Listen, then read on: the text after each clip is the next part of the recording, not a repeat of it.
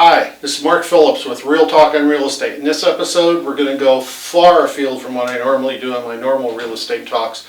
We're not talking about lenders, we're not talking about credit qualifications, we're not talking about types of home loans you can get. What we're talking about is after you get into a home or even in an apartment, a lot of people have pets. Some cases you've got strange pets. I have geese. Other people have rats, snakes, bunnies, peregrine falcons, turtles, tortoises, you name it. So I'm here today with my good friend Dr. Todd Driggers. I've known him for 15 years. You've been taking care of our geese.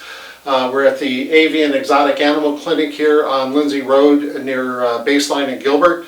And I'm doing a little interview with Dr. Todd today, Dr. Driggers, to find out a little bit about his background, why he started in this area of veterinary medicine, and kind of tell you what he does, and maybe if you've got an exotic pet at home, anything from a gerbil, hamster, or a snake, this is the guy you want to talk to.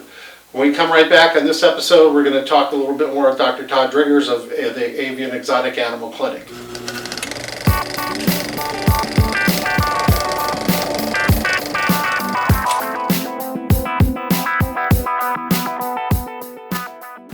Okay, welcome back. Dr. Driggers, thank you very much for letting me shoot this today. We've got some interesting footage you guys will see coming up here. We got to see a tumor taken out of a rat snake? Corn snake. Corn snake, and we're working on a prosthetic for a bunny who lost his leg.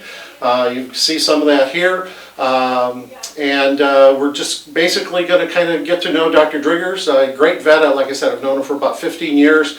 And so, what made you decide to get into veterinary medicine?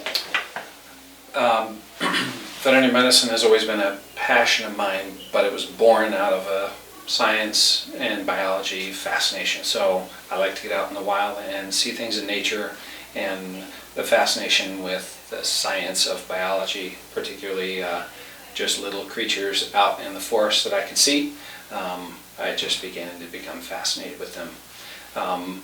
When I was 16, I actually got a job at a dog and a cat veterinary clinic back in Anderson, Indiana, and where is my hometown.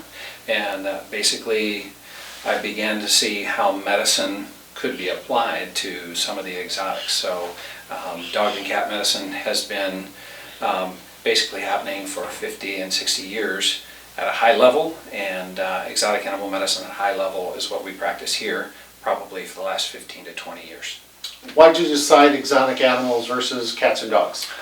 So those are great questions. The clinic I was at was not overly progressive with respect to medicine, but it gave me a good background. When I got into vet school, I knew that that I could practice the best medicine, and I really like to sort of figure out or try to be a pioneer. So with the exotic animal medicine not being overly researched, I'm an on my feet type of thinker, so I really wanted to try to provide some of that to a field that was not yet even developed.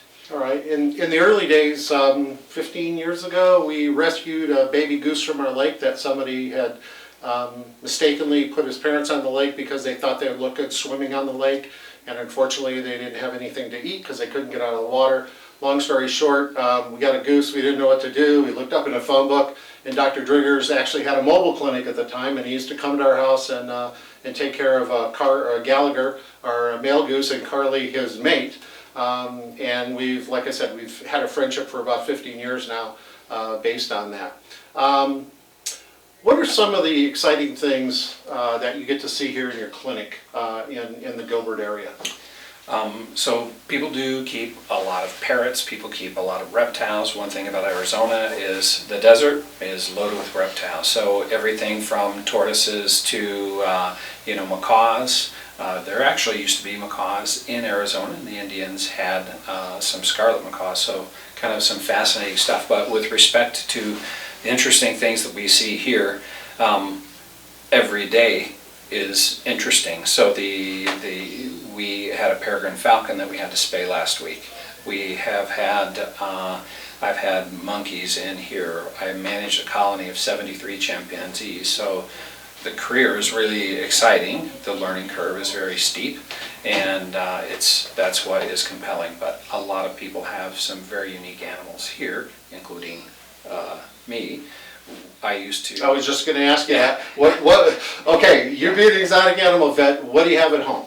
So what I have at home are lots of tortoises, but one of the most interesting things is as my kids were growing up, I was a wallaby breeder. Okay. So I had wallabies hopping all around my backyard, a mob of about 12 at one point.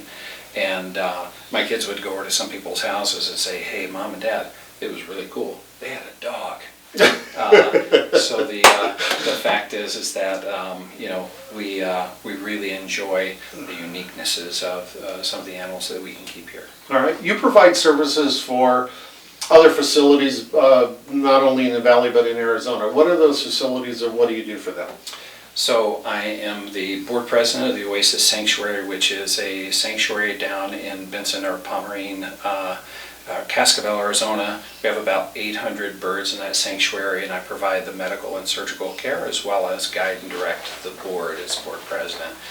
So we do the Oasis Sanctuary. We perform a lot of surgical services for the Liberty Wildlife. Again, those are no charge types of things because we do that as a public service for wildlife. In addition to, people can bring wildlife here. So if the wildlife is injured, we will see it. If it is an orphan, then we refer them to our partners that see orphaned wildlife. Do you deal with any large form exotic animals? The largest thing that we probably deal with regularly is pot-bellied pigs. But additionally, we occasionally see an emu, a rhea, or even an ostrich. Okay, excellent.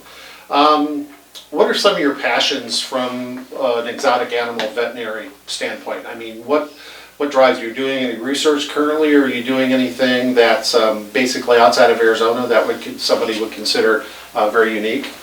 About 3 years ago, we actually started a project about a unique form of a wing trim.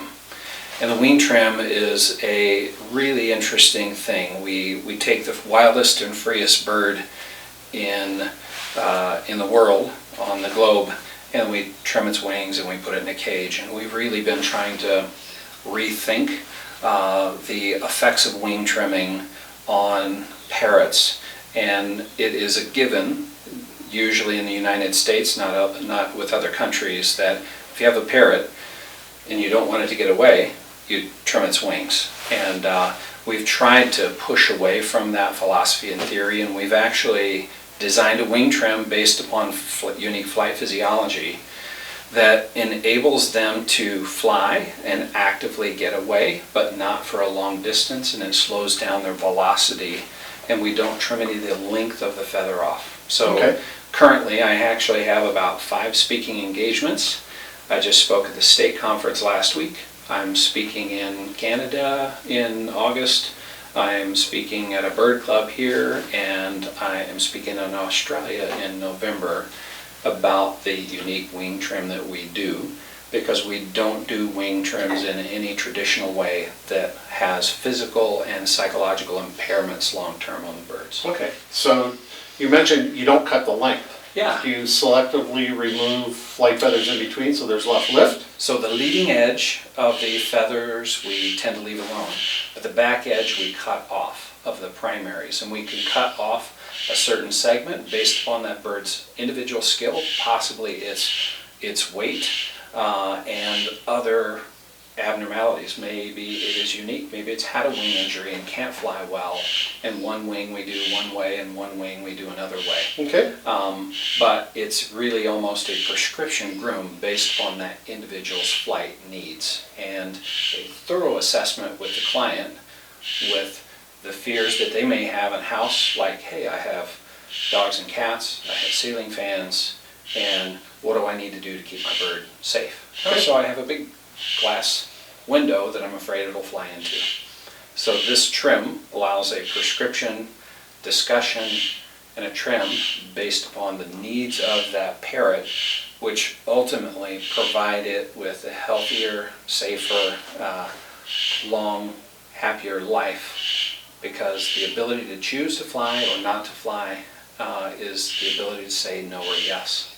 When we limit their flight totally, they can't say no. Okay. So we like to give them those choices. Hi, thanks for watching this segment. This is the end of segment 1 with Dr. Todd Driggers of the Avian Exotic Animal Clinic. Segment 2 is going to be all about the plowshare tortoise that Dr. Driggers is working with, and keep an eye out for that. We'll have that coming up shortly. Thank you again. This has been Mark Phillips with Real Talk on Real Estate.